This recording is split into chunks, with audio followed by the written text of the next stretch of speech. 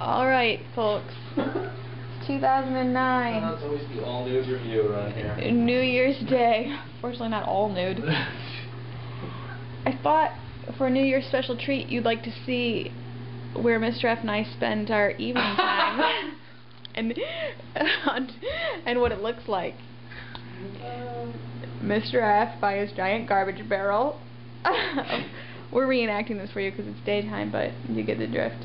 Usually the constant drone of the bathroom vent is on most of the time. That's the pile of, oh good grief, arts and crafts that never really worked out. And this would be my filing system. Which, my #1 goal for this past week was to get that taken care of. Hey, we wanted to get a wiggle, but didn't stop. Is it the start of the show? No. Help? Mr. F will be excused from it. Of course, I can't now this has been a problem, I mean, I just tell you, since we moved here. Because when we moved here, we did not have the files, right? So I couldn't file anything. And then I switched from all paper billing to all online billing, and this just became superfluous stuff that needs to be filed. People, now I can't file, so it's going to be like that for a while, so I can't lean over. Some of you may know that I broke the bottom region of my spine, right above my tailbone, about 5 days ago. And I'm sitting now, I probably shouldn't be. And I'm in a reasonable amount of pain and agony at all times. So it's been a joy. And I hope for everyone else that no one else breaks their spine in 2009. What else can we tell you? We've been working on... Last year I made some really lofty resolutions, and I don't remember that we lived up to any of them. A lot of things happened this past year that were unplanned, like moving 650 miles to the south, getting a job and buying a house in 6 weeks. The good news is we did declutter our old house. Bad news is we managed to clutter our new one. Okay. We left behind a lot of stuff, though. Oh, sweet Jesus, did we ever? Yeah, we really did. And this new house is way better. We didn't really bring anything back down here that... It was pure junk. Yeah, that we won't actually want or need at some point. No, it's true. We did a good job. We really did. Okay. It took the thought of having to pay to move it to get rid of it. I gotta move my chair so that we can be near it, facing each other for this. Why don't you not sit on that chair? It's probably a worst case chair. No, you know what he told me? Not to sit on anything hard. At the ER they said only hard, and he said don't sit on anything hard. If I sit like this, I'm actually wrapping my tailbone up. Oh. This doesn't hurt me as bad right now. It's the getting up and down that's bad. Okay. So I decided this year, I just finished reading a fascinating book that actually is fascinating if you're at all interested in, you know, my food stuff. It's called Animal Vegetable Miracle, and it's by Barbara Kingsolver. You may have read Poisonwood Bible, among other books. I will say my favorite book of hers is The Prodigal Summer, and it has moments of being so funny that you can't contain yourself. Anyway, this is a nonfiction story of a year in her family's life when they moved from Arizona back into the mountains of Appalachia, right? Yeah, Virginia. And they had a small farm, and they decided they pledged to eat only local foods for 1 year. Now they grew their own stuff and all that kind of hootenanny. But either way, they have lots of actual factual information about local eating, and it really changes your way of thinking about a lot of stuff, and I think it was really informative and inspiring.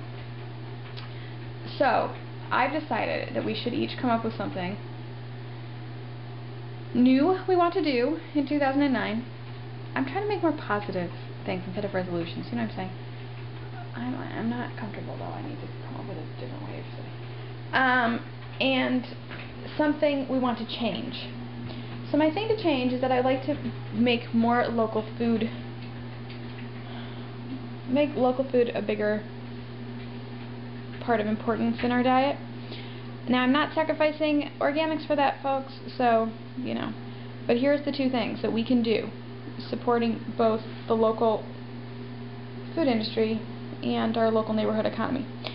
1 block away, there's an organic bakery, and there's a coffee roaster. Obviously, coffee's not growing here, but either way.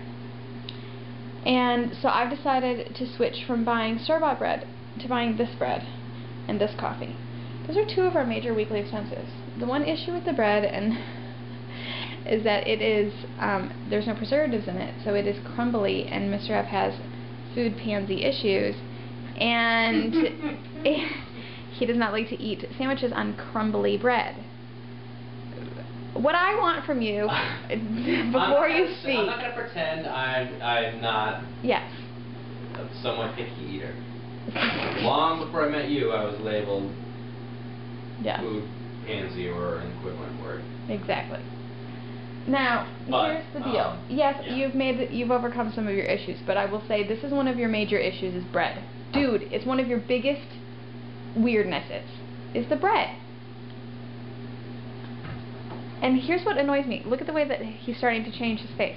The thing about the bread that bothers me is that you refuse to just say, I am such a wuss, I can't eat anything but this soft bread. That's not true, and so though. that sometimes sets me up for failure, and then we have bread that goes bad, or you won't eat sandwiches. It makes me crazy. That's not entirely true. Now, here's one thing. If you're buying that kind of like bread, I am usually down with like some kind of honey wheat, but that's too sweet for you. That is honey wheat. That kinds of bread can be great, but this I don't actually find that this bread from this bakery is all that. It's because it's actually homemade.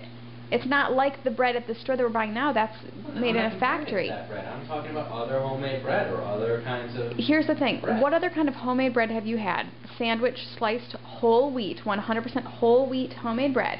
Have you had that wasn't made in the house so that you're eating it fresh from the oven when it's warm? I'm sure I have. You absolutely haven't, so you don't know what you're comparing it to. I mean, bread fresh from the oven is always more moist and whatever. I mean, like, yes. The point is you have to eat it for the whole week. Here's some issues. I need you to take your lunch to work every day. Yeah. Okay. Are you taking sandwiches to work? Usually. Are you eating them on bread? Yes. Okay. Matzah.